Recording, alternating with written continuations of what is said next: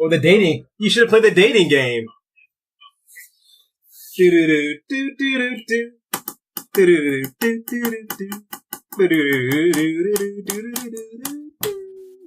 Perfect. I would have kept jamming.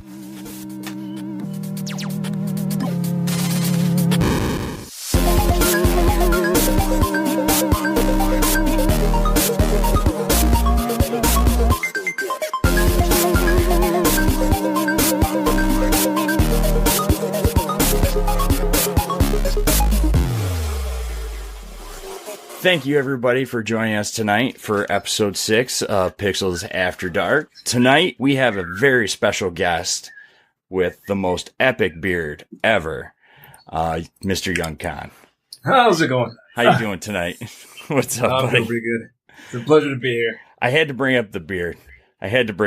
Soak it in. It's in high def. You're one of the most supportive people in the community, and you're just one of the nicest guys ever.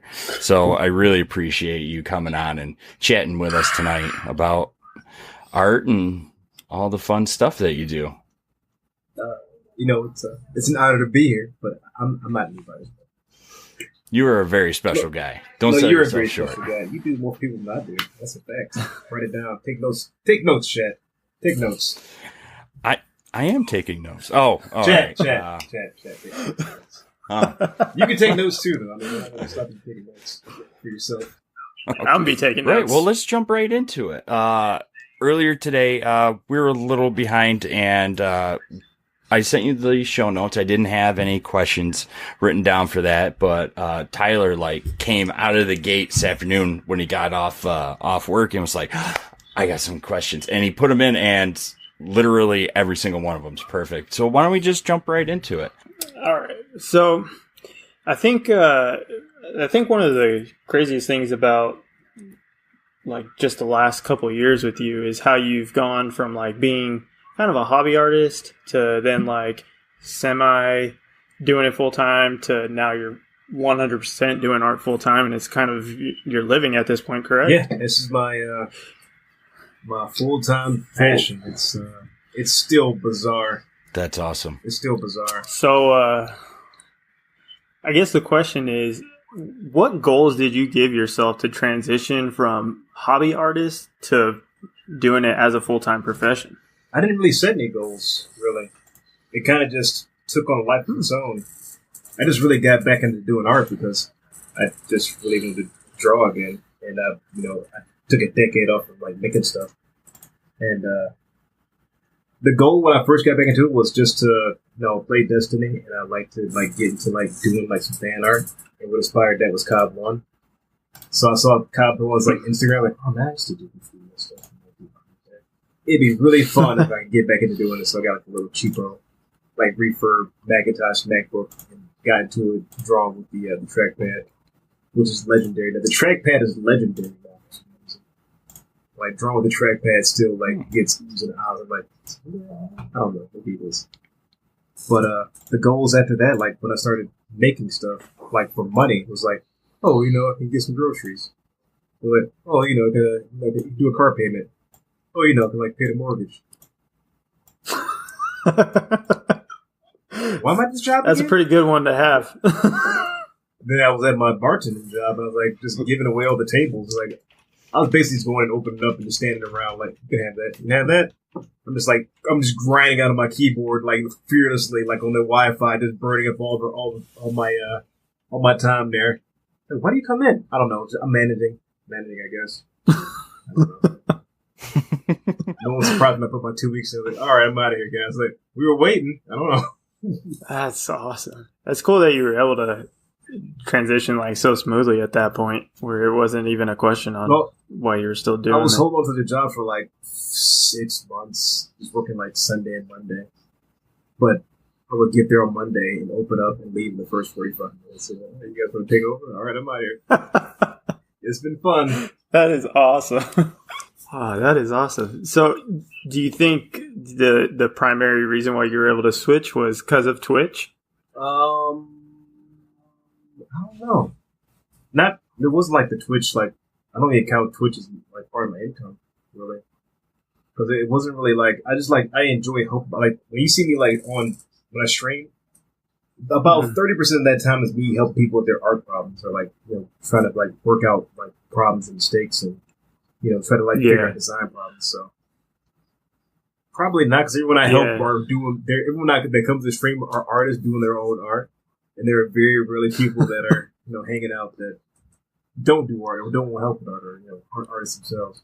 So it's not really like it's that kind of thing. I mainly did it because my former co-host, Too Loud TX, was like, you should probably stream that. And I was like, I don't think that's a and I did.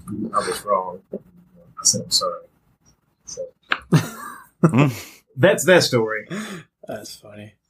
So your art, primarily your commissions come from doing overlays and emotes and things like that, correct? Or do you do bigger commissions? I am now doing I'm doing a couple NDA projects that I can't speak on until they're revealed. So that's awesome. Yeah, I'm so surprised. Now, last year you went to Twitchcon. Do you think attending like a convention of that size, being surrounded by other content creators and everything, gave kind of like a little bit of a boost with some of the commissions that you do? Probably not, actually, because it's such a huge event. You kind of get lost in the crowd. Mm-hmm. But a lot of people, which was very like surreal, it was super surreal. People would stop and call my name out and like, I never see it in your chat. I'll learn a lot off your stream. I'm like, I feel like I'm that guy. I feel like I lurk all the time. And people would have no idea. But it happened like several times throughout the day. I'm like, are they like all congregating and like just freaking me out? They're like, all right, your turn to go call him. Yeah, it's 2:00, Tyler. You gotta go. It was weird. I even had Mighty Mouse come up to me. I did some emotes for him. The former UFC champ. He streams WoW on Twitch. Dude, and he called my name out, and I was like, what? What's going on here? So, like, every, like, little step I make still doesn't feel, like, real at all. I'm pretty jealous of that. I'm not gonna lie. That guy's, like, my hero. I used to fight. That's my hero, too. I'm a much larger man than he is. I didn't know how small he was, like, in person, but I met him. He could probably mess all this up real quick, because he's, like, he's tight. Because he's Mighty Mouse. No, I'm not. That's awesome. So you did emotes for him, huh? Yeah, we did like a few batches of emotes. That's cool. Nice guy. Do you get surprised by any of your commissions sometimes where someone from Twitch will reach out to you for emotes or something and you're like, what? How? Yeah. I'm surprised that anybody reaches out, actually. I still I look at my art and way it's progressed, over the past 2 years. Like, it's gotten better. And I still see people do art that are way, way, I believe, leaps and bounds more talented, but I don't think they get the same exposure. I'm not sure what it is.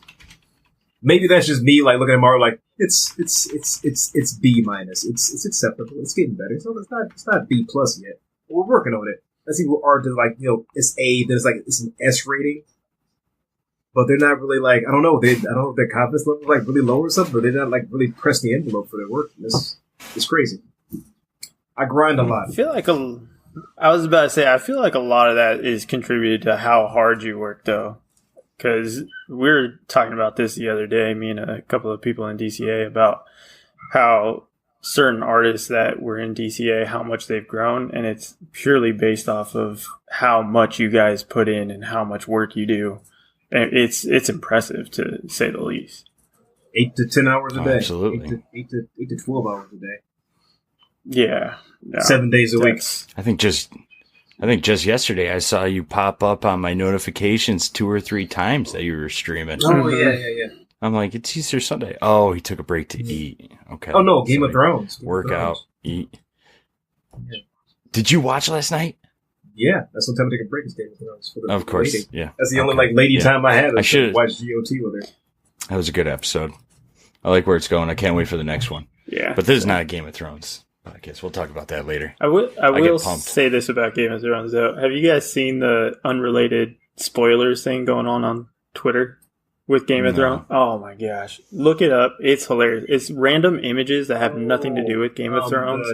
But it ties... Yeah. Yeah, I have it ties seen those. direct. And the moment you see him, you're like, oh my gosh, that exactly happened. But you got to look up the Ellen DeGeneres one. That one's the best one. That's so a far. good one. That's a good one. Yeah. I'll write it down. Yeah.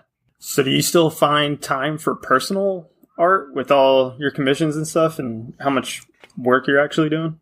I have personal like projects that I'm like getting off the ground. So yes and yes and yes. Oh, let's just say yes. Yes and yeah. Yeah, I take a large swatch of time and I'll just grind it out early in the morning, and I'll do like my 20-minute warm-up sketches, becoming infamous now. Because people are like, "You done 20 minutes?" I'm like, "Yeah, but it took me 2 years to get here, dude. 20 minutes, Right? Yeah. That's what it took. Well, It we're took going to me, have like, a 3 challenge weeks. later on. Challenge. Oh, yeah. Shalom. 30-second challenge later on. Challenge. I'm game. So we'll see. We'll see if your 20-minute warm-ups have prepared you for such a challenge. He was streaming right before he got on here with us. He's warmed up. He was drawing while we were setting up. We're icing the pitcher right now. We're going to keep throwing questions at him so he gets cold, and then we're going to be like, bam. Can't slow me Good down. point. I'm with you. Not yet. It's all the coffee. Not yet. But I will say, Khan, you have one of the most, I've lurked and hung out in your chats for probably 2 years, doing stuff with the project hour. I'll be writing an article for, Destiny Tracker back, a couple years ago. And every single time I just couldn't, for some reason, like, focus too much by listening to just like music and getting into it. But I would boot up Twitch, and almost every time you were streaming artwork, and it's always the most relaxing, positive environment that I can find on Twitch. It's like a zen in your chats, and everybody's so cool, so laid back. The artwork, just everything, and even the music on Fridays just totally just rocks out for me. But I just can't thank you enough for putting that stream on when you do. It's a great content, and I don't know how you do it so fast. You're up to how many emotes now? 2,800. So pretty close to 3K. Oh my gosh. I'll hit 3K before GC, and then we'll do something special. Nice. Yeah, but that's just counting emotes. That's not counting everything else that you do for people. I did like as well. a rough countdown at the end of the year, so that was 4 months ago. I did 41. No, I did 28 rebrands, 41 logos and profile pictures, 2,400 emotes at the end of the year, and now I'm doing animation stuff. I'm doing the animate stuff. I saw that, and they're looking awesome. I love that startup video that you made for your channel with the YungKhan graphic. That looks so cool. How did you, this might be a question later on, but I'm going to ask it now. How did you get into that? What made you want to step into animation? Every time I see something on Twitter, I want to try it out. Mm-hmm. So that's that. I always find something cool that I look at something like, that looks amazing. How can I reverse engineer and make this? That is the genesis of almost everything you see I've made.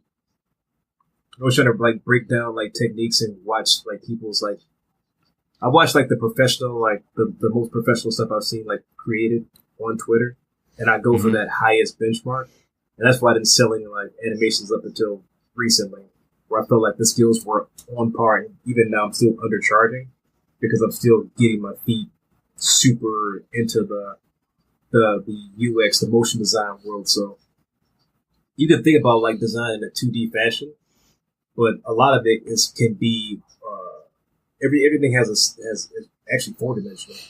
It can move forward. It's in a 3-dimensional space. There's sound, and the camera can be turned and twisted to anything. So all your what you think about and how you visualize the project expands all your other art, which is crazy. So when I think about doing a design now, I'm like, man, how could I when I put these lines down, these 6, 7, 8 lines, how can I make this slam together in an animation and become something solid and So That's pretty interesting. So you're finding animations actually improving your 2D and 3D art? yeah, because I'm always like, well, I just did an animation of a bulldog for he's a veteran. He's a retired veteran, U.S. Marine, and I did a double dog, and I did it in vector, and I brought it over to After Effects.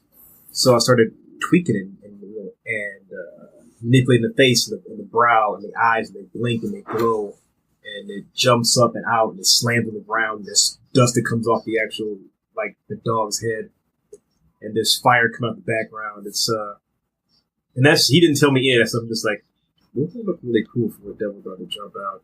Like, really, they just burst into the scene. And when the eyes glow, they flash, and then like light shoots from out the side. So a lot of animation, like watching a lot of like, you know, anime and, you know, cartoons from like a lot of stuff is inspired by Mighty Morphin Power Rangers. Like, I find inspiration in almost everything I've ever seen. So I've taken a large visual library and just build and build and build on that. That's why there's a large library behind me. I always like take in lots of information, like, and then I try to reconstruct it into something like that would be me. Very cool. So do you primarily use After Effects for your animations, or have you tried any other programs? After Effects for now. I have another animation program, and I've actually just hit up Spikles about some pixel art. So I'm going to be trying that out next and trying to animate that. Cause, I told him my idea. I think he was in chat earlier. But I want to animate the scene from Midas and Punch-Out, where the guy's running on the bike, and the guy's on the bike next to him, and the Satchel Levy's in the background. I want to animate myself. I think that'd be a cool starter project. Yeah, that sounds awesome. Pixel art's always cool in animations. With animation, did you do your own research and kind of self-taught, or did you reach out to other both, like known animation artists? Yeah. Oh, both. That's so some awesome. stuff I talked to Writing Jackal for. You guys know Jackal. Yeah. Yeah. And stuff I was on this YouTube, and I took like a $14 Udemy course on After Effects, and you know, there's so, like, it's the best time to be a creator like it ever existed. Because everything's so accessible and so, like, affordable. Like, I grew up, the first version of, like, Photoshop I used was in 1998, 97. The first time I used it, so it was a long time ago. And it was like, you couldn't, like, go on the internet and, like, grab a bunch of, like, images and stock video in, like, 30 seconds and then, like, throw it together, like, hey, this is your thing now. You had to, like, go out and go rent a camera. You had to bring it back and digitize the film. It was chaos. You had to put it on a zip disk. You know, this is there is no excuse you can't make anything nowadays. There's no excuse. It's everything in front of you. It's all free. So have you thought about doing 2D animation at all? Since you're I did a little short gif of my of YungKhan. You didn't see that? It's pretty funny. No, it's like 6 frames. It's just like my head on a table cut off. I'm drawing myself in with it. He's like, look on his face, and he like smacks the table, and he like crushes it.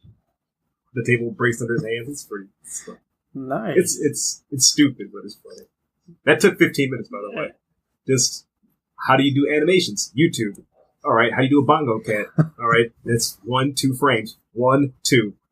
You draw 2 images. Third one, you cut a little emotion in the eyes. That's 3 frames. You just sync it up. You delay 1 frame. And then you slant on the last frame. You draw the cracks in the table. Then you have 5. That's your 5th frame. That's it. So nothing super complex. It can get more and more like animation gets super complex, but starting out, there's no reason you can't like draw like a circle bouncing or like a ball bouncing down the like on a frame. It's funny you talk about that. That was like the first thing they taught us in animation when I was doing a little bit of school for it, was a ball bouncing. And it was actually pretty difficult with pencil and paper. Yeah, like getting a realistic feel to something you created is still like really odd. And there's lots of tools in After Effects that'll take your image and like move it around, like do placement and everything, so you can move the frame up. And say you want X object here, and you want Y object here. You like scoot it up and it happens to move over. And even that, it still looks like it's like zigging over. It's like stops and it's all rigid. You get to animate the frames after you like pull it and then drag it back and like have the jawline move this way and have the jaw move that way and stretch the skin to the left and right and have there's like 1,000 things you can do to make it look more and more and more tangible, like it has actual form and feel instead of having like my flat face going from left to right. But this nothing moves instead of it going. Yeah, not sure if you guys see that. There's silly stuff. I can see it. That's what I was watching. I was like, yeah, okay. That slow punch out move. I love it. The spit's going everywhere. Like that. That's awesome that you're just expanding on everything that you're doing. I mean, I took a long break, so I feel like I'm behind artistically. So I was like I was probably artistically constipated, and I'm just like having like a free flow. No, it's took a couple laxatives. Yeah, and it's just oozing out. Just blowing a hole onto Twitter just every day. Then you get the question of how do you stay motivated to make stuff. I'm like, I just create. The end goal isn't the thing. The goal is making the stuff. That's the fun part. Like that's the finished product isn't even in my head. It's just me putting the things down. I'm like, this is cool. We'll be cooler than this. And you think about that, and you try to do that next. Keep moving up and up and up and up and up. That's why I don't have a stopping point. There's no goal set right now. Just I don't know, make more cool stuff and inspire people to make cool stuff. Because I'd rather help you make something for yourself than me make it for you. Because that lesson will go on for you with the rest of your life. Like I think that's awesome. The greatest gift I can give to anybody. Yeah, from everything that I've learned in the past, you're a great teacher. You've mentored several different people that I know of, and I'm sure there's more on top of that you've helped out and not increase their craft, but expand on their own craft to create on their own. A lot of people look at you as like a mentor because you are an excellent teacher and you're very approachable. And just following from what you just said, you'd rather teach someone or show somebody how to do something than do it for them. It's probably for me just working in education and teaching martial arts for a number of years. Kind of all just goes hand in hand. Now, what'd you do in education? Gym teacher. You were a gym teacher. That is awesome. I did not know that. I love it. Long. This doesn't feel that long, but I have a very long life. I've done a lot of things. Done lots of things. That's good, though. I was in elementary education. K through 3. High schoolers. Oh, man. I love those kids. Ooh. So you had the fun gym. Oh, yeah. I was also security because I don't know, everyone feared me, but not feared me. They respected me. I mean, pretty large guy. Knows martial arts. I was faster than all the kids, even though they were in high school. Like, oh, you're so fast. I was faster than them. Yeah, good times. Lots of races on foot. Would you really? Oh yeah. It was the goal. Yeah. Beat the gym teacher in a foot race. We ran a powerlifting club after school. I ran a powerlifting club, a chess club, and a philosophy club. I like how all those fit together, but in not the ways you would think.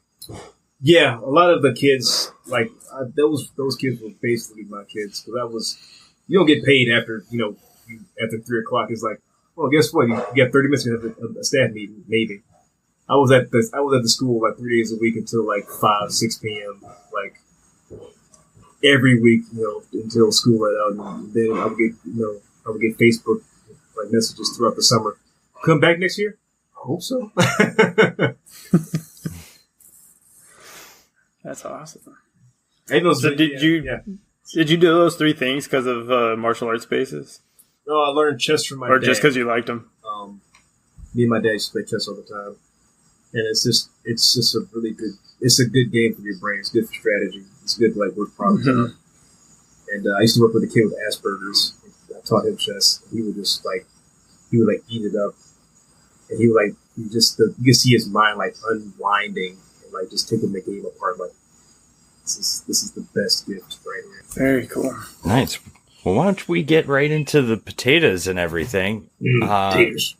First thing, we touched base on this earlier, just real briefly with you researching and learning from other artists, collaborating and this and that learning. But how do you begin brainstorming for a new project? Oh, new projects. If I'm taking on a project from somebody, I just ask for a few simple things. So for me, my process and the commission process is a little bit different. I just want reference pictures and a mood. So just give me 10 to 15 pictures of a direction. They don't have to be related at all. They can just be the color blue, the sky, a truck, door, a Fallout power armor. It doesn't really matter as long as they want to correspond that to the image. And I've noted all that down. So depending on what I can go to piece for a profile picture, that's the easiest because everything's pretty much already the concept's already done. So it's Destiny armor or before that character, stuff like that. Logo design is much different because you're taking a cacophony of ideas and trying to bring that down to a single glyph and trying to boil that down to a single image and message. And that's different from an icon. So making all that stuff work together seamlessly is just something that when I go to put the ideas together, I put it all up on the side and I can just reference all these images at one time to look at them because the shading and lighting is something that be different. And the gold shine is different in this, or there's a cyberpunk feel to a few of these pictures, so I had to bring in some pinks and blues and purples and try to highlight it. So a lot of it, that is just pulling those ideas down, but the design part is me looking at a lot of nouveau design that is on the internet and what is really hot in the market, stuff like that. So a lot of this research and going for the feel you want, because I can almost do any feel, and that's just for me gathering information on the kind of person that they are. Going to do esports, we want to do the metal thing. We do the metal thing. We do the Fortnite thing. We do the Fortnite thing. We do, I don't know. There's a million options, and I try to tailor each thing. So I try to do the cookie cutter. That's why none of my lowly emotes look the same, and none of the rage emotes look exactly the same. I'm just I don't want to have a template because that gets super boring. And that's not creative at all. Except for the only thing you can't really get out of the frame for is doing those Pepe emotes. Because if you mess with the frame, that emote's dead. A bad Pepe emote is you mess with it, shoot it. You must dig it to the back of the barn and shoot it back of the head. It's done. It's not going anywhere, baby. I've never thought of Pepe emotes that way. Oh, if you twerk the lines a little bit too much to the left or the eyes not looking right, it just looks off. It's now some people might not know what a Pepe emote is. Oh, can you describe it for an audio? It is a cartoon frog that has got the most bizarre internet history of any meme I've ever known or ever will know. My internet meme started with a dancing baby in the 90s. That's my internet meme. That's where I got started. So Pepe is a whole different bag that's been ripped up, torn apart, reconstructed. Some would call it an abomination on Twitch, but it's it is abomination of memes. It is a pox on your house. That's what it is. I love the description. Okay. Well, that should paint a picture for any listener. Yeah, don't Google Pepe. It's going to get some weird. Don't do it. I've warned you. That's freaking funny. That's awesome. Tyler, you want to take us next one? We can go back and forth. Yeah, no, that works since Ruby is MIA tonight. But she's in chat. I see you, Ruby. Yeah, don't worry about it. Yeah, Ruby's hanging out in chat. I guess the main next question would be tools, techniques, and things that you utilize for your artwork. So I know, that you discuss that you use After Effects and stuff, but what's your primary program for drawing at this point? Is it Clip Studio? Is it now Adobe Illustrator? Because I know you're getting into the vector stuff. The or are you just kind of all over the place? I'm all over the place with it. Well, the program I use. I like to if you got a hammer, you can use a hammer to do most anything, but it's better to have a claw hammer. It's better to have a hatchet sometimes. It all depends on what you're trying to do. So the tools at hand, I mainly create in Clip Studio, the sketches. So all the emotes are done in Clip Studio, stuff like that. Simple illustrations. I do all the Clip, but then I take all my sketches for my more complex, like logos and things that we have like pro done for other content. Go straight to Illustrator, and from there it might go to Photoshop to touch up with some lighting. Because Clip Studio is a great program. It's super intuitive. It's really easy for people that are new to illustration to get into, and the tools are super handy. So if you got a shaky hand, there are stabilizers in it that will make the most shaky hand look like the most stable Picasso line you can draw in your life. So it's really easy to use. I highly recommend it. But Illustrator is your professional work, your logo design, your mascot design. You're going to do assets for a brand. You want to have clean lines. You want to do like a professional image. You want to get screen printed.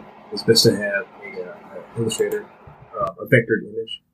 And After Effects is where I go to Photoshop. Then after that, so some things just they run through every single program. Some just take a tumble down the rabbit hole. In Photoshop, really? So do you like sketch in Clip Studio, transfer it over to Illustrator, clean up the lines, throw it into Photoshop? Is that kind of how it goes? Some shimmer, some tilt shift. Add some noise to it, stuff like that. And then I may take it back to After Effects to Illustrator afterwards. Wow. So you got a whole pipeline at this point. Yeah. That's very cool. Have you tried, Procreate? Do you have an iPad? No. I gave my iPad to my nephew for Christmas this past Christmas. I don't think it was good enough to run Procreate to begin with. So I think it was like a little bit too old with an iPad. 2 or 3 or something like that. Yeah, I would have been curious what you think of Procreate versus Clip Studio, because I find it very similar. I see like the best things from it. I mean, I see Brian's work, Mr. Monkus' work. It's super stellar, and I see a few other people. I think Clint sometimes works in Procreate. But then again, I'm pretty sure you can give him a stick and some leaves and he'd be outside. You walk by 30 seconds later, like, look at that! It's a great cathedral. That's beautiful. You walk away from it. What was funny? Just speaking about that is I didn't know he actually traditionally paints, and they threw out a Mortal Kombat painting today of him doing traditional paints, and it was like, damn it, he does everything, and it was cool, but it was also like, you got to be kidding me! This guy doesn't matter what he freaking touches. Yeah, that's art forms right there. Like everybody I see, I'm inspired by everybody in my timeline. If I'm either inspired by them or trying to inspire somebody in my timeline. So I want a YungKhan like Bob Ross stream where you're going traditional art, like paint on canvas, doing emotes. It would be fun. I would order a wig for that. I will send you a wig for that. You got to get the beard to fluff out instead, so it's like reverse. I'll pull a pick out and do a little fluff action. There we go. That would be a fun stream. I can hear it in my head already. I'm just making a note right now. I could actually, what's funny is I feel like you have the personality to really pull it off as well. So I feel like people would come in and just be super into it. They do call me the buff Bob Ross. I mean, I can see it. So, do you have any tips or suggestions for any aspiring artists with some of those programs you were talking about? Yeah. Don't think about doing. Just do. Anticipating or thinking about getting into something literally will roadblock most artists trying to do anything in their life. That goes for most things in your life, but don't worry about being good when you touch the canvas, you touch the paper or anything. That's irrelevant. Like being good out the gate, or being good like a month into the gate, or a year or 2 years. That's not really important. The important part is that you have a desire to create. If you got a desire to create, then create. If you got a desire to create, you're not creating, you're probably like really hurting on the inside, and I'd suggest you stop doing that to yourself. So I'm not in the self-harm. Just literally go out. There's pencils, there's paper, and it doesn't have to be high tech. Like, don't worry about getting a tablet, or such and such has a tablet. He has a $7,000 tablet. I need one of those to be good. You don't. I started out with the laptop and drawing with the pen tool in Photoshop. That's where I started at. Literally. Took my time, just not even Illustrator, just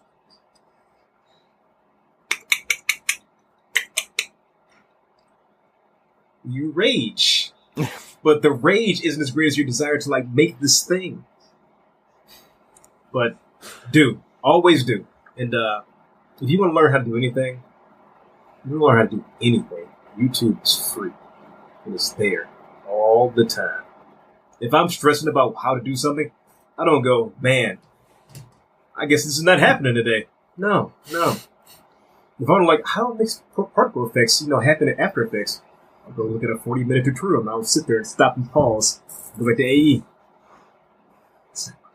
You like go back and you like scroll through the video like, what did he do? Is it magic? Am I doing this wrong? Oh, he had the wrong setting on. That's what I had the wrong setting. That's what. So there's a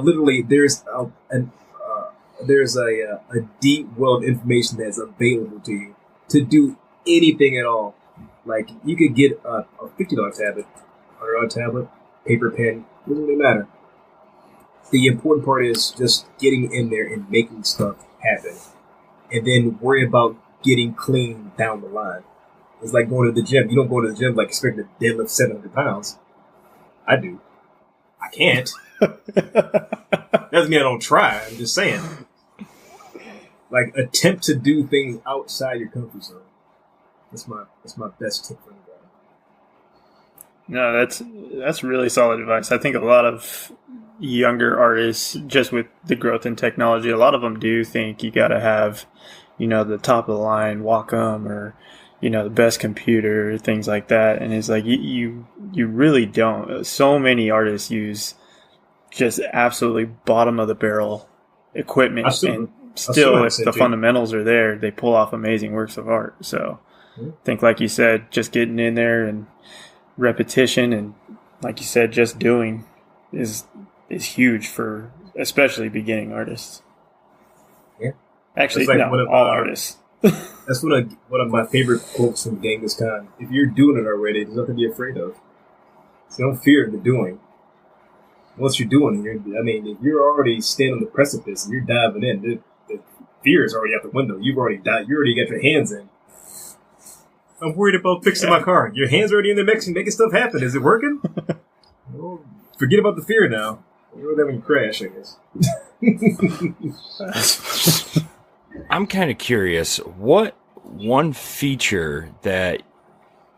program do you use the most when you're working with emotes or designing new logos or whatever have you for the night? What's the one program that you use the Number most? one, Code Studio. It's a one-time purchase. Ooh, one-time purchase. No monthly subscription fee. So nice. That is nice. And they do sales. Now, hashtag not a sponsor. I have a... Oh, yeah. Maybe. If anybody from Clip Studios is listening, please look into YungKhan at twitch.tv/YungKhan. No, I'll edit that. That was silly. No, I'm kidding. I won't. Now, with Clip Studio, what is the one feature that you have on that you find yourself utilizing the most? Probably the mirror technique, the mirror tool, the symmetry tool. That's funny. That's like the first thing that popped into my head. Yeah, symmetry is so much fun. Yeah, it makes the job so much easier because if you can like get a form down. I mean, this isn't a fun like doing scenes or making 3D images or anything, but it's something that helps your brain like take the mystification out of like drawing a face. If you try to draw a face and your hands not used to drawing like a circle and like then plotting out where the eyes and the nose and the jaw goes, it can be very daunting. So like jump in and like there's an eye over there. There's a lip. There's a lip on that side too. Look at that. And then you like realize, man, that eye is too far away from the center. That ear is way too far from the jawline. You start to get these like visual things, but it's instant feedback. This is like drawing an eye and then moving over, and you're like, "This is not right." So I would see myself using that tool. I used to draw mostly in traditional form, and I always had this the same step where I would just kind of draw the head form, and then I would put the lines going across to measure out prior to putting the eyes and the mouth and everything. That way everything was proportionate and everything I had the correct spacing for everything. Yeah. But I should really get into digital stuff. People tell me that because I don't have full mobility of my right hand, so holding a pen I can only do it for a short amount of time anymore.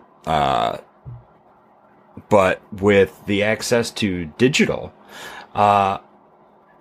I'm becoming slowly and slowly more confident with trying to get back into art and creating stuff, because gaming mouses from previous guests that we've had and people that I've talked to in the DCA and around the community the response times are a lot better, and it's a bigger thing for me to hold on to that is more comfortable in my hand. Just having that, I might have to look into Clip Studio a little bit more. Unless somebody draws with the closed hand, they get the pen in their hand like this, and they put their hand down on the. Yeah, but I can't. You say you can't. I can't make. You can't make a fist. Oh, okay, I got you. Oh, you can't like. That's as far as I can get. Yeah, I have a lot of metal and pins holding my hand together. An accident.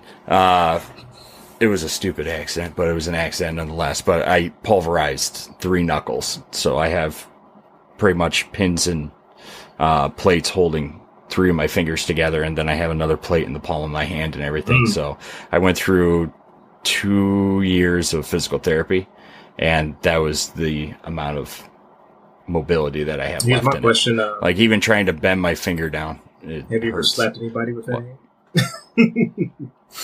Well, and metal in it sounds like it'd be extremely painful. That'd be very deceptive. Like, hey man, until you stop talking to her, bam! Oh my god! I didn't mean to. What happened? I just tapped him.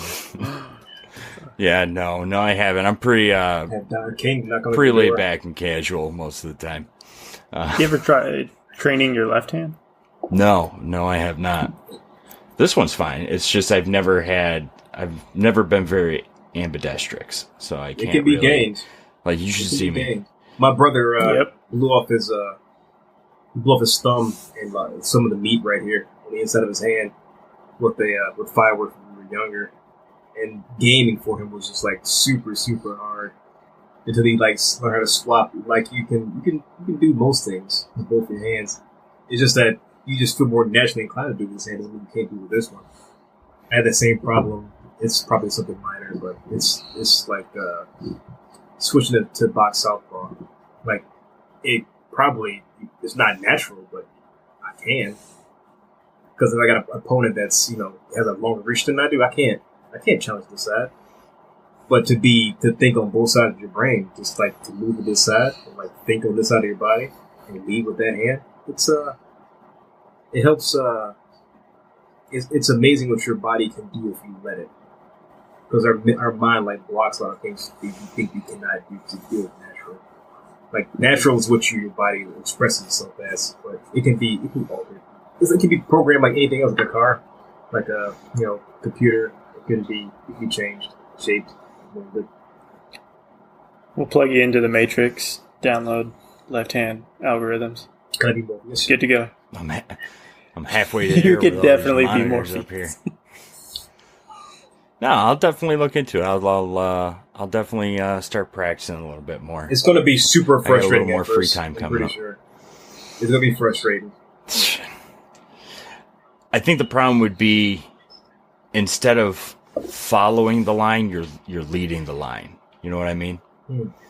So you're going from your right hand where you're kind of following, you're laying down the line and you're following it. And in that sense, if you think about as you're writing, when you switch to this hand, you're leading it instead. So you got to kind of see ahead in your mind before it actually reaches the paper or screen. Yeah, it's like typing. You got to look at the keyboard the first, month, and then you're like, oh, this is...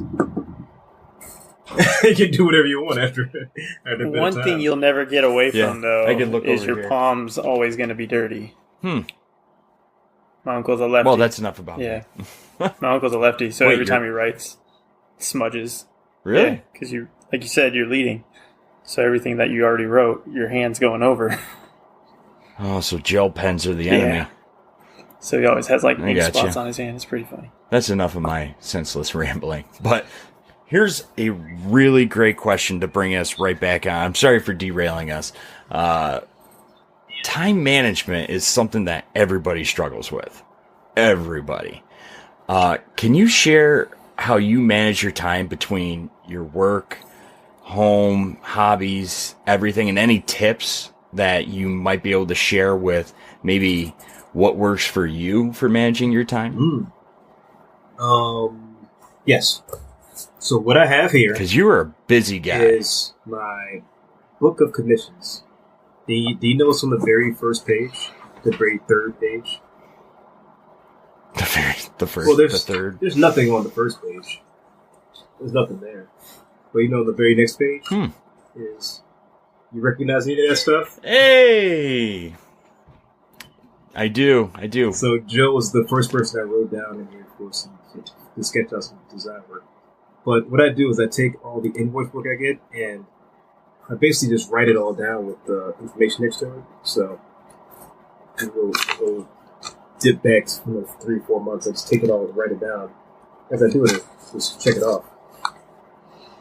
Just keep writing it off and writing it off. So when I go to write down what I need to do for the day and the week, I plot out a week in advance to give myself a buffer. Because on average, I can do 7 to 15 emotes in a sitting. And I probably make 40 to 70 emotes in a week. And logo design and rebrands can be within a 2 to 4 week turnaround period, because everything you do for the client the first day isn't going to be perfect. And if it is, that's great. But just give yourself a rotating window around when they get to see the first concept, the feedback, and then taking that into stylescapes, into fonts, and onto the final product, whatever that might be. So knowing your own speed, and don't, when you're doing art, everyone asks, well, how do you stay inspired? How do you stay motivated to make art? I'm not looking at my art like it's some kind of muse or some kind of, it's this ethereal thing that I can't grasp. I am a designer that is paid to solve the design problem. So you've given me a design problem. The problem might be, I need a poly mode, I need a molly mode, I need a logo, the mascot, and stuff like that.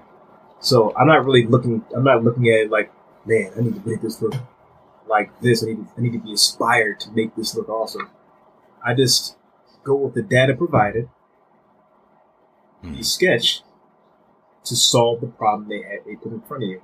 So if they want a mascot, I want 2 machine guns, I want to chew on a cigar, and I want it to look funny, look cool, I need these colors in it.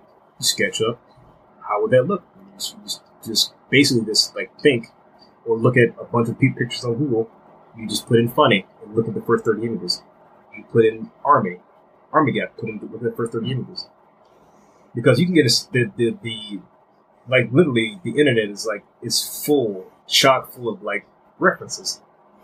Or you're like, oh man, I need a Terminator guy. Put in just Terminator, or put in robotic person, and you will see just lists and lists and images and images and images. You scroll through them, you grab 7 images, you put them on your mood board.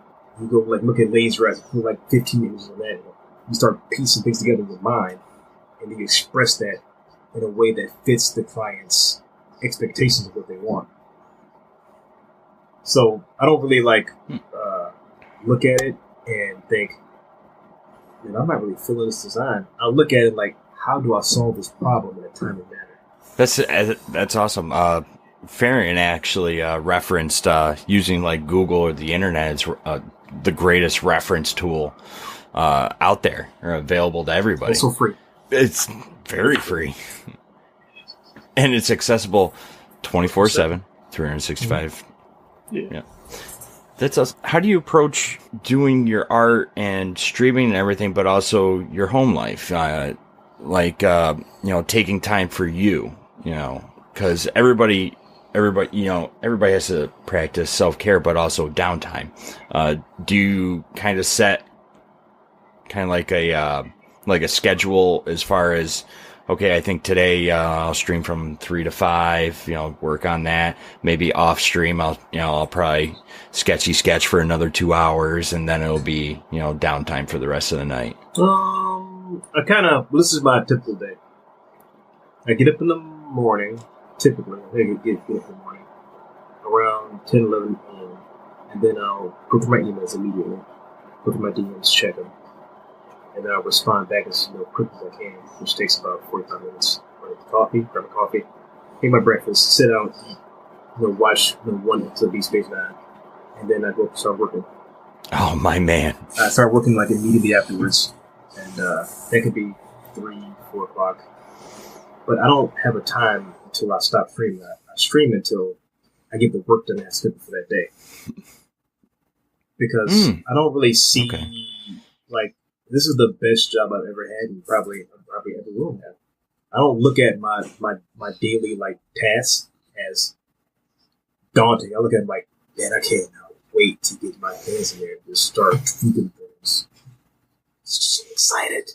It's like every day is Christmas because every day is like something new and something different, except for Pepe.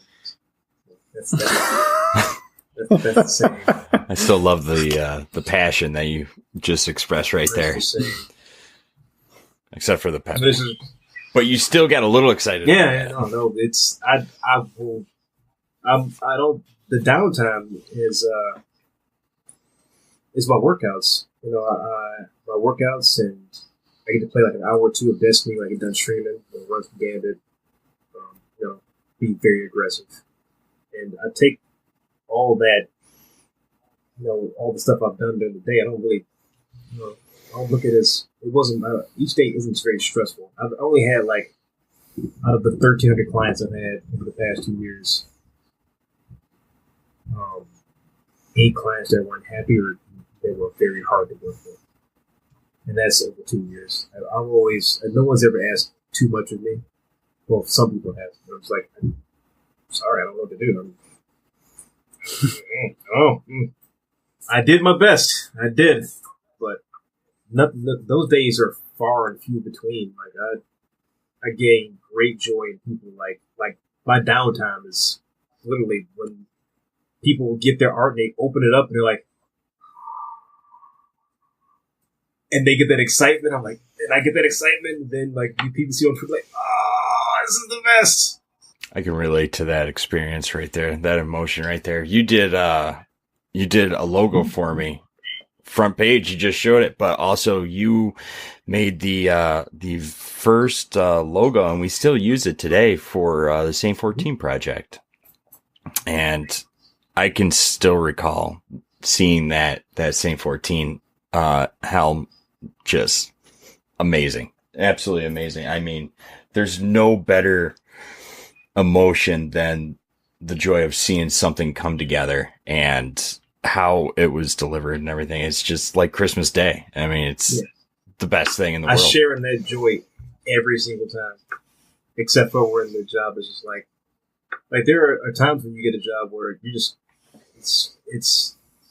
you were happy to make it for them, but it was sometimes just an uninspired piece of work that that's exactly what they wanted. And you're like, well, they're happy and their community's happy and everyone's seeing well, that's great, But when you have those rare occasions where you pull something that they had this deep feeling for, and you express that into something semi-tangible, digital, and they open it up and they show the community, and that's That's what I live for those days. I definitely live for those days. So fantastic. Go ahead. Just to kind of go into you doing your workouts and stuff. I see you share on Twitter a lot to encourage other artists to work out from sitting all day. Do you feel like your workouts have helped you with both keeping healthy, but also like I see a lot of people complain about like lower back pain from sitting in a chair, things like that? Yeah. Your body was not meant to sit in a chair 8 hours a day. It was not. Like, I come from I had ups and downs in my life, like, physically. Like, I wasn't very active in high school. I did martial arts, but, I took kind of like a backseat to it. Like, I was doing it for, like, since I was 14. So I've been doing martial arts for about 20 years. Around, that sounds rough to say out loud. I've been doing it for around 20 years. But then I got to a point where I moved out of my house, out of the house and got an apartment, and I ballooned up to like 220 pounds, being a baker. I'm just like sitting there just eating flour and bread all day, just the most disgusting cakes and like coffee cake, just day in, day out. And then I hit this another stride where I got into martial arts and fighting. And that went on for 5 years. And like, you kind of go up and down. And then I hit with the muscle disease. I couldn't really move around that much. That's why I got back into doing art after that. And once I got out of like bartending, which is my last job before I started doing this, I realized like I like working out, but I don't have time to go to the gym. So I just built the gym in my basement because literally I could have got, a new PC. I could have got, new setup, new cameras, Cintiq, blah, blah, blah, blah, blah, all these bells and whistles. But my body's more important than, expanding, getting a higher frame rate per second or getting my pen stroke a little bit crispier. Like that all takes a backseat to what your body is going to go through the next few years, because your body is one thing that you can't really upgrade. Really, you got to do it yourself. There's no there's no thing you can buy to make your body any better by just hitting a PayPal link. It's not going to happen. So you got to take your body, like you got to invest in it. Like you got to invest in your skill set. You got to invest in your body. You got to invest in you, basically, before you can do anything else. So this will be most important. So that's why I bought an in-home gym first. The setup, the Cintiq, and all that kind of stuff, it'll come with time. But if I'm all like, sitting here and I can't really breathe on my left side and I've gained 56 pounds. I'm just sitting here and I'm just like eating, ho-hos and coffee cakes. Just slowly like degrading in this chair. That's no good for my heart, because then I'm like, you got no energy to make anything anymore. Like I create 8 to 10 hours a day, sometimes 12 hours a day, just create nonstop. But that all comes from like good diet. Not a great diet, but a good diet. I mean, I'm not, I ain't eating salad every day. But in the morning, I eat like, eat like fatty stuff, and eat waffles, but I want to keep eating that stuff that I like. So I work out and powerlift. And the powerlifting really helps focus like all the stuff in the day, and you can forget about everything you did, because if you do think about it, you're probably going to hurt yourself. No, that's awesome. I think that's something that's not touched on a lot with the art community, is how important it is to take care of your body at the same time. So it makes your art better. It makes you, literally, you got more blood flowing in your brain, so you can actually, move and make things. Like the more oxygen and the better your blood flow is. The longer you can make it, the longer you create, the longer you can like stay alert. Yeah. Then, cool. Is there a good routine, something easy enough but also effective for artists that work all day? Ruby was asking this in the chat, and I just wanted to voice it.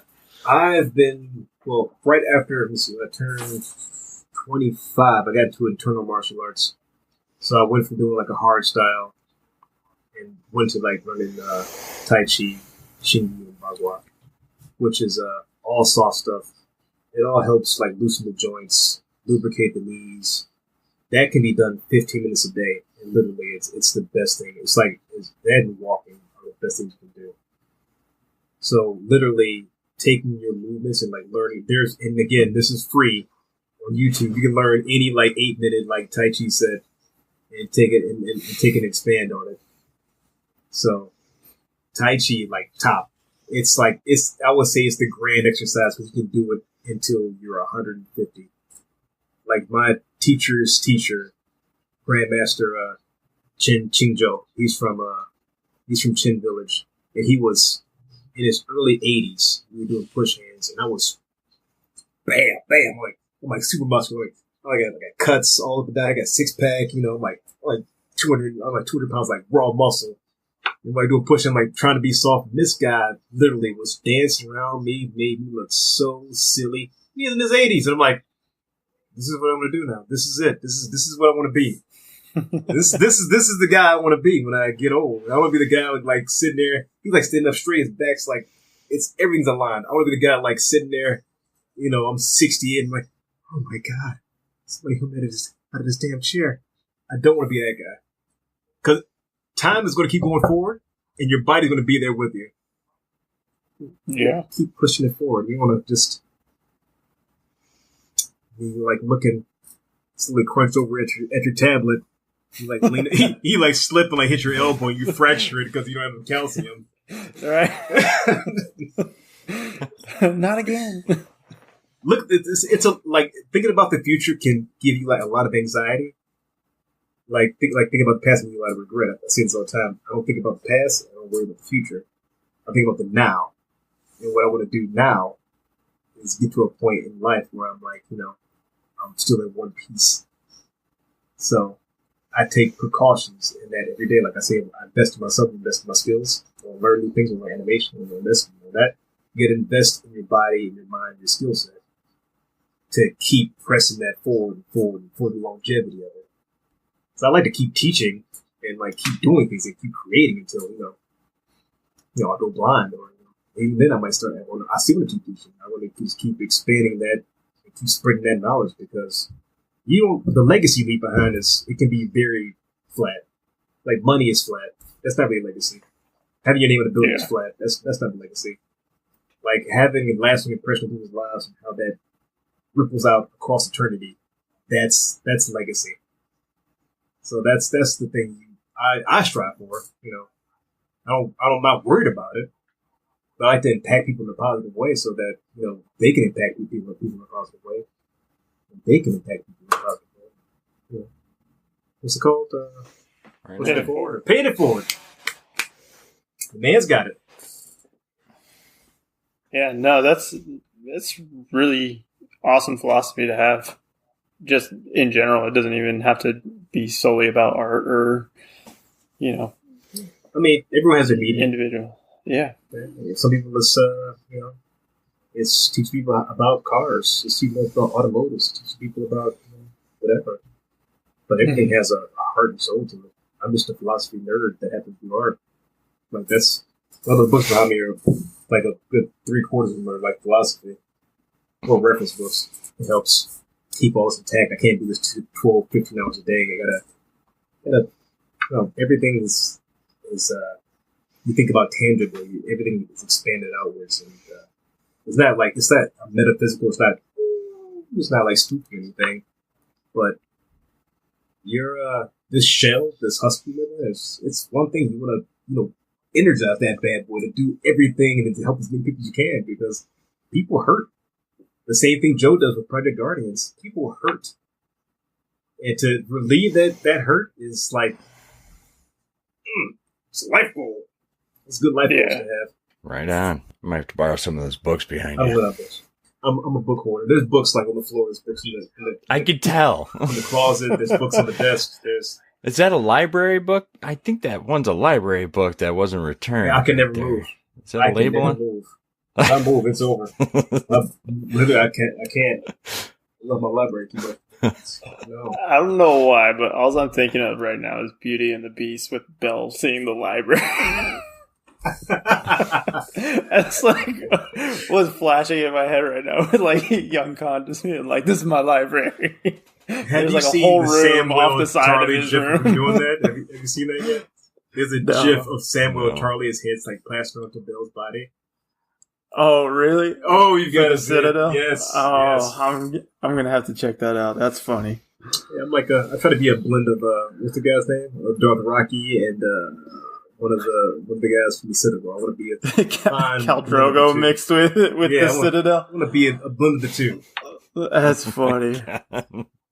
Hey, he was a deep There's thinker a in his Game of own Thrones right. reference. Yeah, I guess. Yeah, he just wanted to conquer the world. That's what I do. That's it. Oh, yeah. Bringing it right You around. got it. Yeah. I know. That was so. All right. Well, That was layup. here's a question. Since you brought up the library, and a quarter of those books are research books, many people learn a lot of fun facts about different things. Can you share a story or a fun fact that you may have learned during your time researching for a project? Did you learn anything? This usually catches people off guard. Fun fact.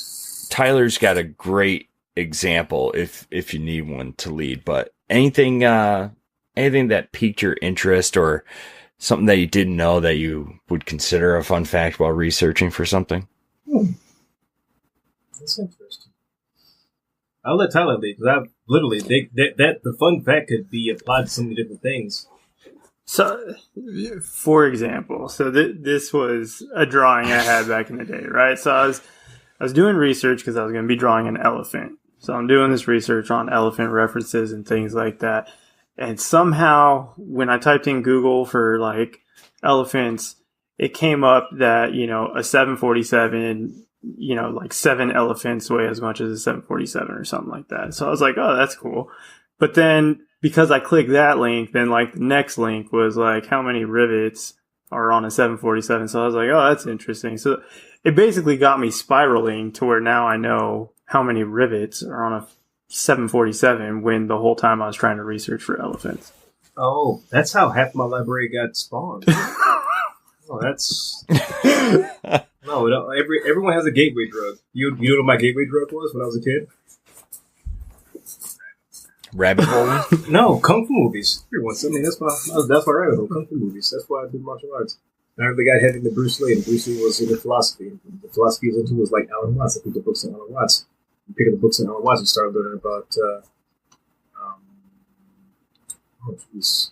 Why am I spacing his name right now? I quote him all the time. I'll probably just Confucius. Not Confucius. No. He's one of the anti-gurus. Like there's a school of thought called the anti-guru, which was Bruce Lee's philosophy. Don't believe in me. Don't believe in anything anybody else. Just want to believe in yourself and express that to your life. You get, that moved into like learning about poetry by Rumi, and that moved into books like by Khalil Gibran. That moved into like studies about Africa. That moved into like learning about African war tribes and learning about African war tribes and back to the colonialism. Colonialism, learning how that spread back to Mongolia, how Mongolians like influence how we do things in the West. So like a fun fact about Genghis Khan is he has a lot of ancestors, right? Yeah. Like the name, the word, like the salute, hurrah, that comes from Mongolia. That was their battling war cry. So that came from them. So like everything like circles around in like interloops. That's how like my library like literally expanded. Like everything, there's a book that connects to 6 books, and those 6 books connect to 6 books, and those 6 books connect to 20 books, and they all like come back. I got books from religions up there. So when I learned about Christianity, that was like teaching Sunday school. I got learning about Judaism. I learned Judaism into Buddhism into Taoism or Taoism.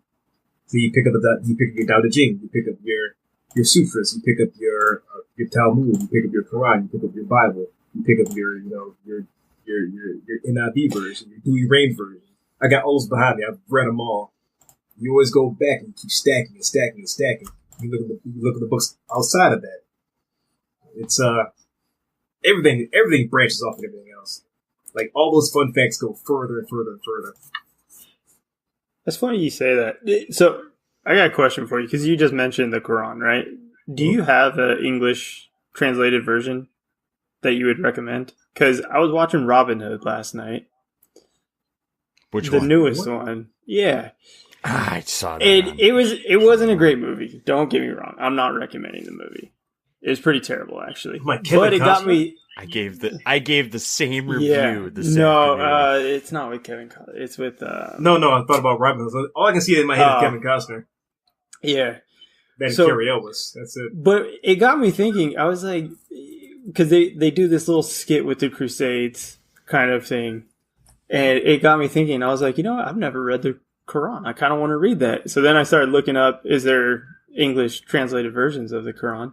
Yeah, and there's thousands. So I was like, okay, I kind of want someone to recommend one that they think is the best translation.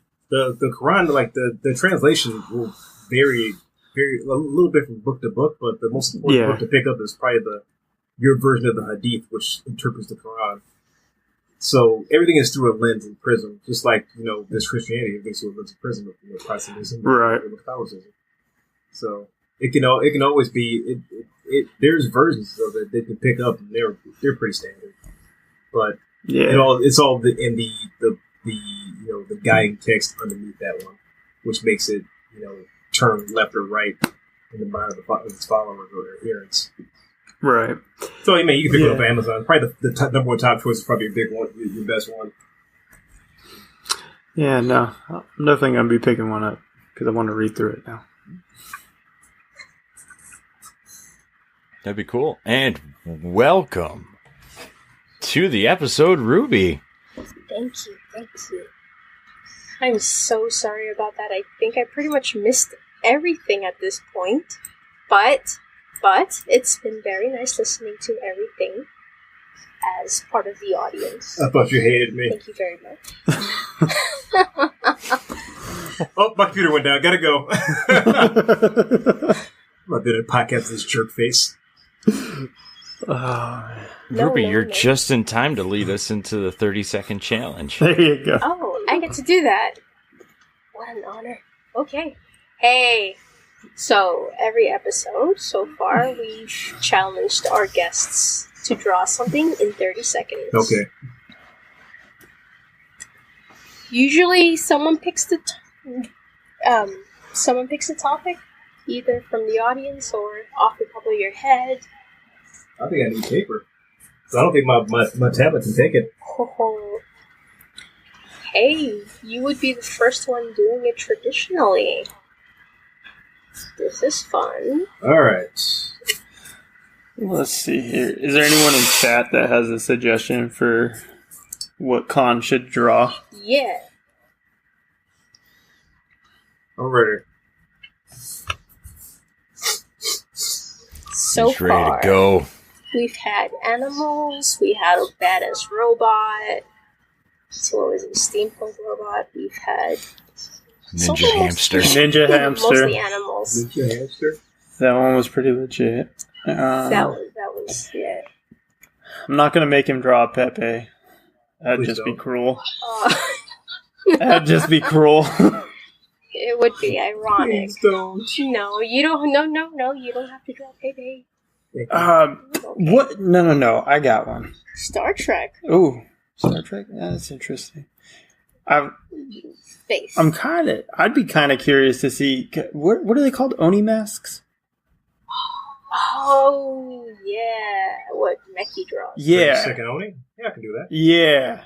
I'd be curious just because it's something that you're pretty skilled in. So I'd want to see how far you can get in 30 seconds with it. Sure. Is everyone cool with that? I'm down with All that. right. This chat cool with that. Sorry, Spike. I know. I'm sorry, Star Trek Spike. sounds fun Star too. Trek does sound fun. You just tell me when to start and when to stop. All right, Ruby, you get. All right. Let me grab that. I wasn't going to say that. I'm like, I wonder. It's been sorry. 6 episodes. I'm like, 6 episodes. I have to go. Ruby, did you get the timer up? Yeah, I think I need a new computer. I think that's the issue. Oh. Let's test this. You and me Is both, it- Ruby. I'm so sorry, Tyler. I feel you so bad. It's okay. I'm checking this thing out in like 3 months. Hopefully I'll be able to get something set up soon. Alright, Khan. You ready? Yep. Gonna give you 3 seconds to start. Okay. 3, 2, 1, start! Holy crap. Man. He wasn't playing around. I love it. I love it. It's like one of those overly exaggerated anime noises, you know? 15 seconds. Now, for everybody listening, as soon as she said go, Khan went right at it. And, 5, 4, granted, he only has 30 3, seconds to go. 2, 1. Time's up. Pencils down. Well, the pen's not that strong, but 30 seconds. I got in there and did that. Did you do what's it called? Contour drawing? I don't know. I don't know what it's called. Whoa. It's me. It's like It's me putting the pen down really fast. it reminds me of contour drawing. I can see the form in it. Yeah. Yeah, the Yeah. pen's not as strong as I thought it would be, so I couldn't get the lines dark fast. It's kind of sucks. That looks cool though. Where's my Like marker at? line work. It's like Picasso's Oni mask. There we go. It's going in the calendar. I love Yep. hearing that. I love hearing Yeah. the scribbles, the tangible objects. Okay, here it's stronger now. There we go. There it is. That, you The know, outlines didn't really get strong. the- Look at that form. yeah. Sorry, the pen wasn't as fast as I thought it would be. Oh, you're good. I was like, why is it not dark? Oh, yeah, it's an ink pen. I've been drawing traditionally in over 12 years. That's funny. Dang. But don't lose that because we're gonna need that so we have an idea for later in the year to incorporate everybody's 30-second challenges into something. Maybe a calendar, Maybe never a know. GIF. I'll take a picture. Possibly. Of it. Here we go. That works. Yeah. Sorry, Nice. high res. Sparkles, scans you're only. right. We should get a countdown music in on this. That would be Oh, maybe you epic. should have played the Price is Right music. Not Or the where dating- I was you going. should've played the with dating countdown game. music. A pixelated version of like an 8-bit of the Price is Right. Oh my gosh. Perfect. I would have kept So- jamming. What you need to do now is take that clip and cut it out for future episodes. So it'll just be YungKhan doing his doodle-doos as the music. You got to loop it, and then you got to put the what do you call it? The auto tune on it. Exactly. We'll garage band the crap out of that. Don't worry.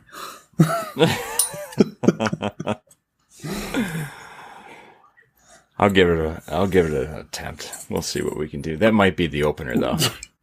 The stream starting soon music. Yeah. Just while everybody's waiting and we're talking through the media Oh man. for the starting stream soon, it's just going to be a very faint, just do do do do do, and it's just going to be that's kind of Now we have to do that we're going to add That'd be into it. perfect. That would be perfect. But here we are, everybody, an hour and a half into the It's podcast. an hour and a half. Jeez, It's been an hour and a half. time flies. I know Time does fly. it does fly. My goodness. But Ruby, even though you were sitting in the chat, spectating, is there any final comments or anything that you might want to bring up that you didn't get an opportunity to? Shoot. I feel like I've been put in the spot. You have. You are put on I've been on the the spot. spot for an hour and a half. Alright. I asked this of several people sometimes. I'm curious where you got your name from. Oh, I competed in Mongolian wrestling. That's my nickname. Oh, what? Mongolian wrestling. I will have to look that up. But I can It's called imagine. Swijiao. Swijiao? Wait, Swijiao. I'm gonna butcher it. I'm I sorry. have to write it down. I'll send it to you. Other tones, because that's where I mess up. I mess up the tones. Shu Wai. I learned Mandarin too, so there you go. I learned a little bit of Mandarin and Swijiao. It's fast wrestling. Swijiao. Swai Jiao. Jiao. Jiao. Yeah, it's like a circular sound. Yeah. Here we go. Gotcha. That's pretty cool. Alright. That is a pretty cool story for a name. And where did you get that nickname from? Wouldn't be an episode If we didn't have I'm facts. sorry. keyboard. I am a Gotta put it in, creature of gotta put it in. habit. Gotta lock it in. Oh my goodness. I love you so much. But dude, the outfits are so cool. So colorful. Whoa. Did you do that in Ohio, or did you travel for Did you that? dress up? Once you, Really? some of the best Oh my teachers are here, God. actually. Did you dress up too? I wore like it's a SWIJAO jacket. It's like, imagine a judo jacket, but with shorter sleeves. Mm-hmm. And SWIJAO was, it's like wrestling, it's like judo, but if you fall on the ground, it's not good. So the point is to stay up and throw people. So like in real life, so if you fall down, you basically just run over. It's meant for combat. Like if you like wrestle somebody and you fall on the ground and start wrestling, you're hitting the back of the head with a pipe. So the whole thing with SWIJAO is taking somebody effortlessly and tossing them and making them spin and get more points. I was a competitor in many martial arts for like, over a decade. So it's a passion. But I was called Khan because I was so strong. Like Genghis Khan. Is that the Like reference? Genghis. It is. Genghis or Genghis? That- I'm sorry. Genghis. Genghis. It's pronounced Genghis. Oh, Yeah. Genghis Khan. That and Star Trek. I'm a big Star Trek fan. Yeah, I remember that Khan. Oh, good show. Less rappy, though. Every stream, it's Captain Kirk yelling it. I love it. Not so much rap. Just Khan. That's why I'm a con artist. No. Oh, No. You guys never been to the Puns. website? That's the website name, conartist.org. You never been to the website? Oh my goodness. I have. Trust me, I never get tired put of all it your puns. together. Was that intentional? Yes, that or was you just- intentional. you just pulled- I mean, I was already con, but I was like, I need a I was website. just on your website like Con art Saturday. is taken. Con art. That con was taken. Like, oh, that sucks. Oh, Con artist. oh my God. goodness. It works so well. Oh, this- Yeah. His name is actually pretty fantastic how often it fits into things. All not intentional. mhm. Yeah. Conquer came out of like a I stream love title, that. but it's like Conquer right now is a philosophy for me in everything I The do. puns are So, one of my I try favorite to- things. Pass Yeah.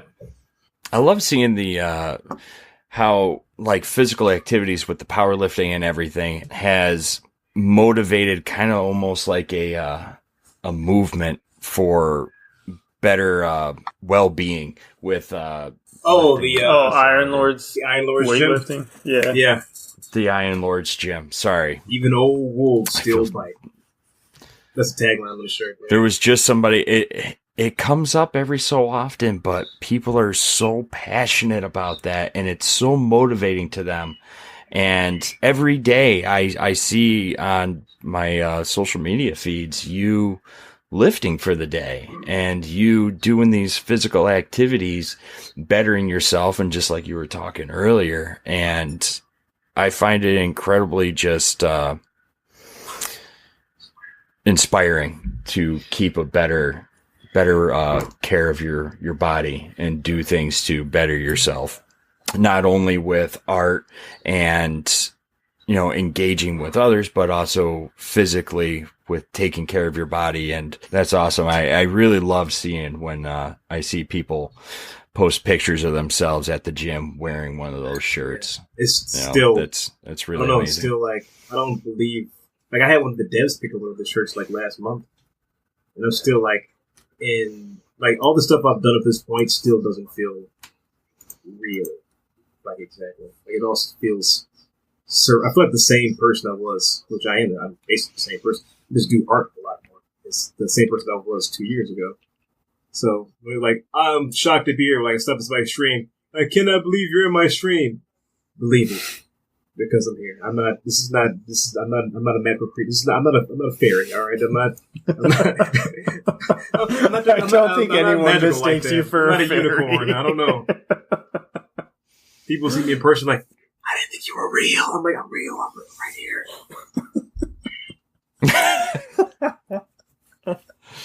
So I'm just the same person with just a few more followers on Twitter, which literally is just, I don't know. I don't know. It doesn't feel like I guess they would say the popularity still feels, I don't know, it's a weird thing to encounter, but it doesn't really affect me. I don't like some people say, like, when you get big, you're gonna be. I'm not huge. I'm not saying I'm not a big time person. I'm not. I don't have 30,000 people on my stream. I'm just saying that you gain a little bit of popularity. It can change a person, but they're probably that person all the time. Literally, they were probably that person who was looking for an out to like get nasty with people. So literally, the money shouldn't change. You should be the exact same person. You were just being nice just because you would get hit back in the face. That's not the reason to be nice. You should be nice just to be nice. That's so you can hit somebody in the face and like, I can hit somebody in the face right now. I'm not going to do it, but I could physically take somebody down. But why would I do that to anybody? And the same way on social media. Why would I be toxic to anybody because I got 4,000, 5,000 followers? I got excellent people on stream by I have 0. That's unimportant.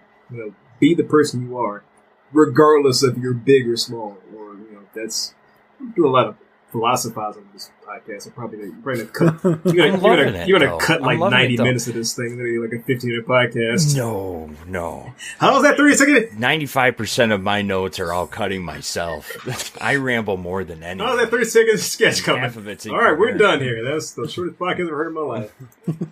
I don't like to get preachy. I don't like to get preachy, but I like to impart what little things I've learned as much as I can. Everything you're saying is very encouraging, and can be taken as tips to be nice, take care of yourself, and do. Yeah, just do. If you want to do art, do just or do not. There is no try. All right, Yoda. Okay, here's one thing I do want to say before we get out of here: is don't be nice just to be nice. Also, be real. All right. Don't be nice just to be nice. Like, being nice should be something you should strive for. That doesn't mean be mean to people. That means be kind, but be honest. So some people conflate being nice with, lying and stuff like that. Be kind. Even when you gotta, tell somebody to be kind. That's it. We need more kindness. Not niceness is one thing, but kindness, I take kindness with niceness. Man, so how's my art? Mike?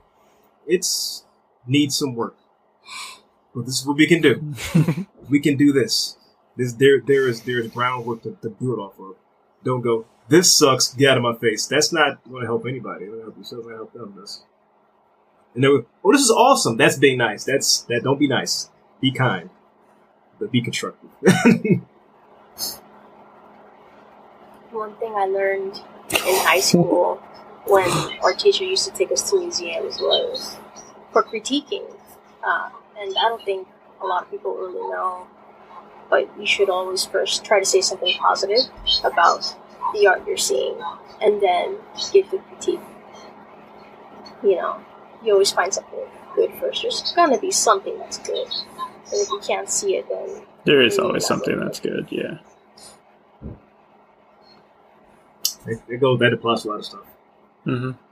Especially when you're teaching children martial arts. You can't go like, look at me. Look at me. Suck. Now get out there and do it right. That's not going to help anybody.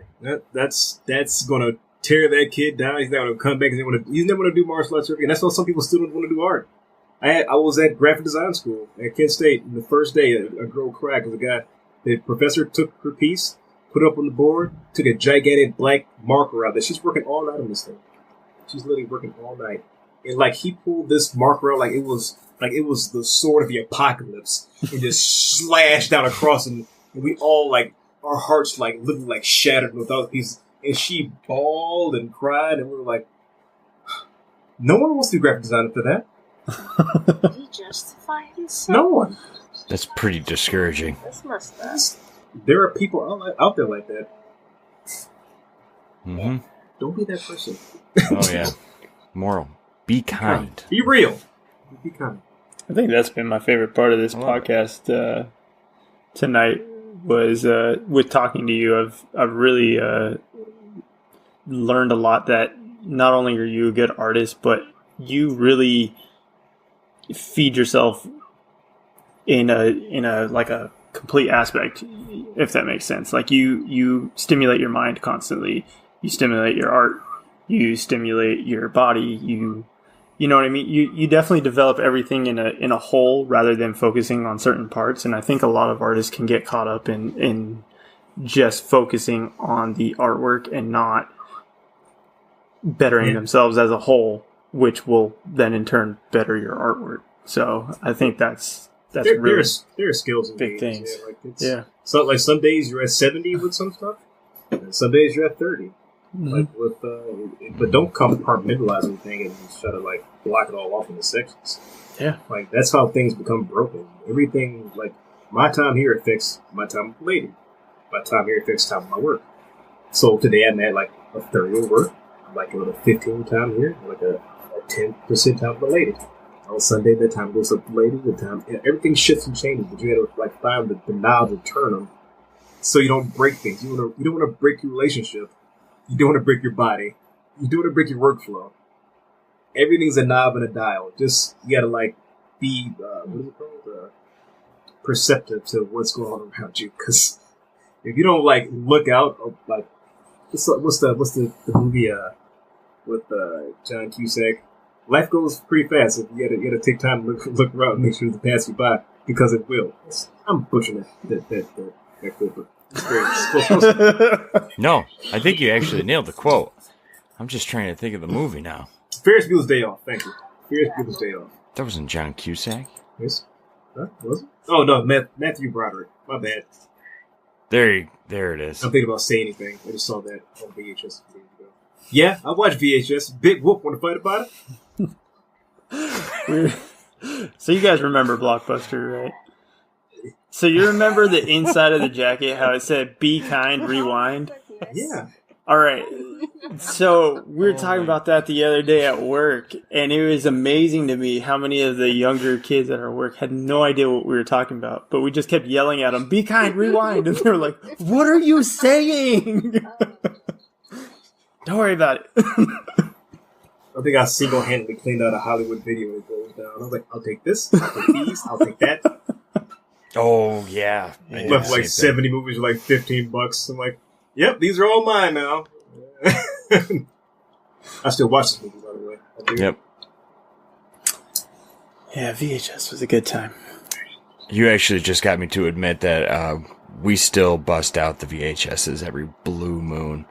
Only because there are some Disney movies for the little ones that aren't on DVD or this and that, but they're on VHS. So I gotta dig that thing out of the basement, hook it all in, get those specific little adapter and everything. I know, they don't even fit the TVs anymore. Breaking out the coax cables. Huh? Yeah.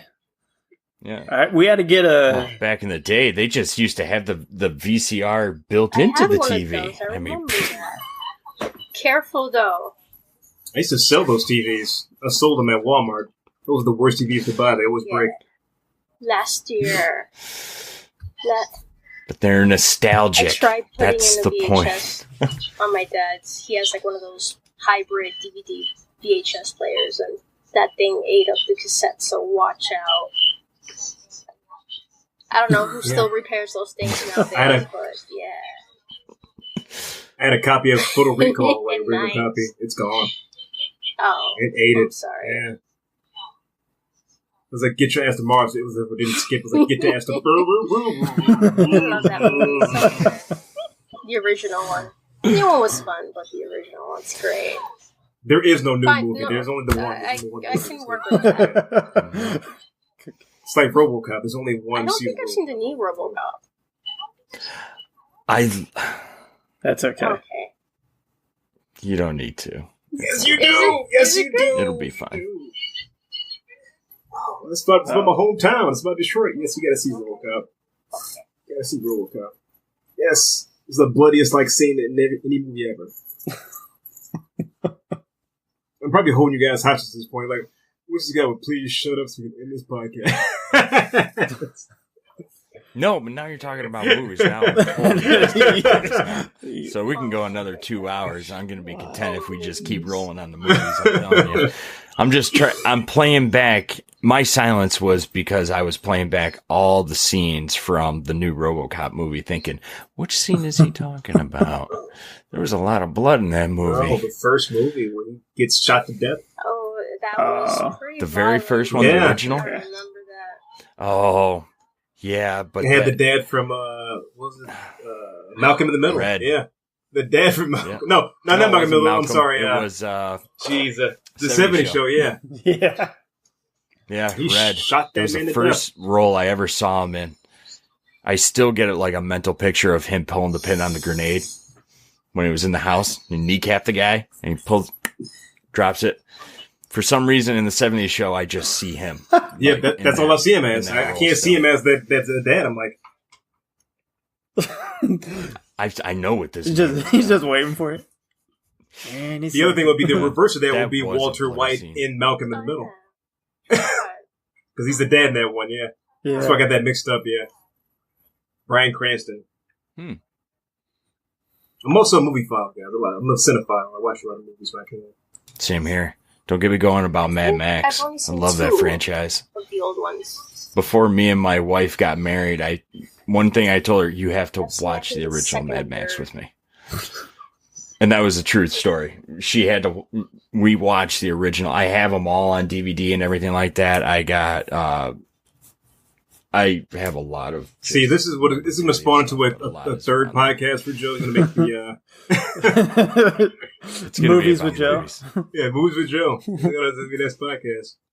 Doing a whole series on John Carpenter next month.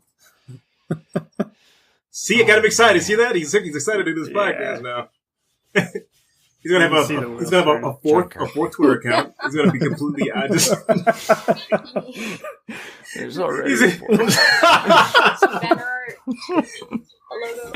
there's too much. Yeah. I'll need some art for it. We'll get working Whip it up. on it.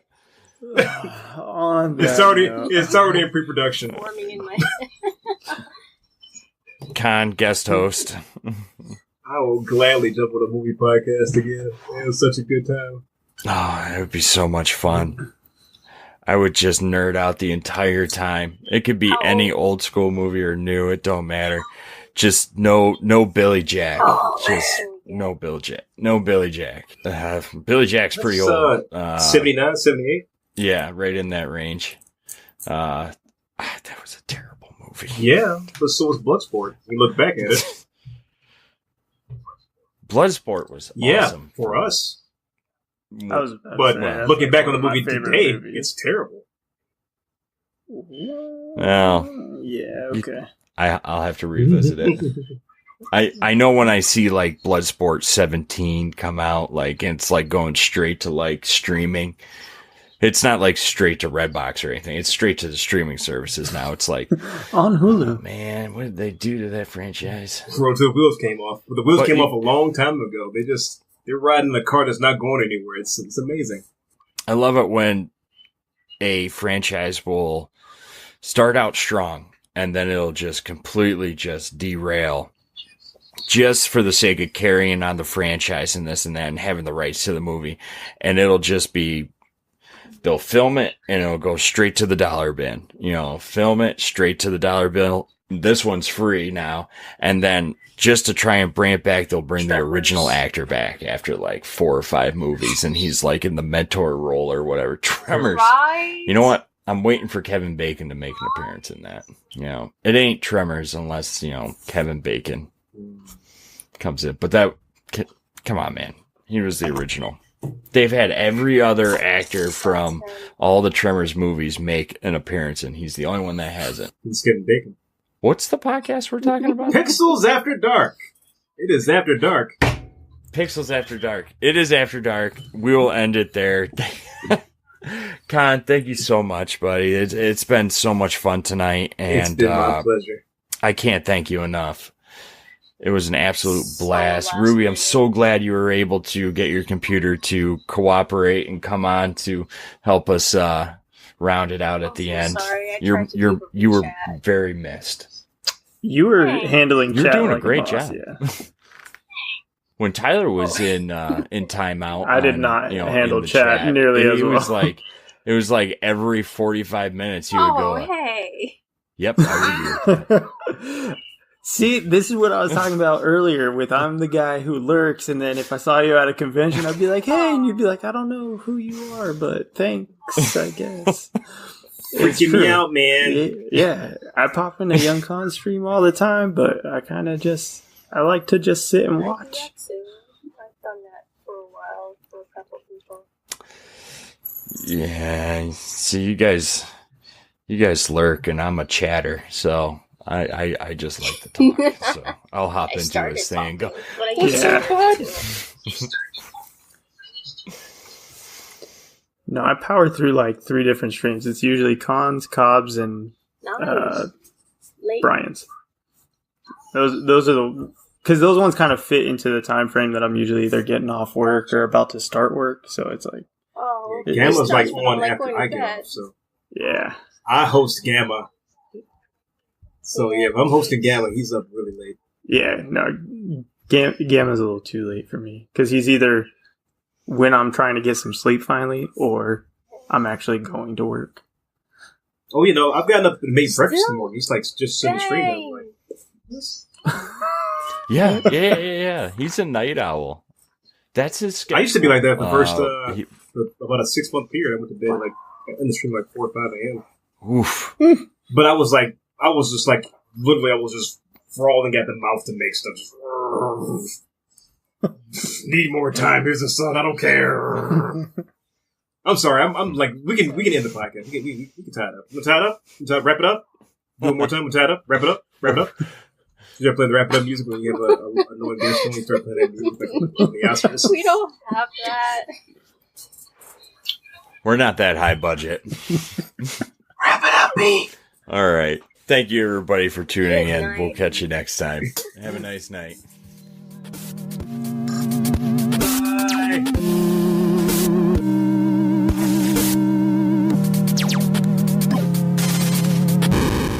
This is the end.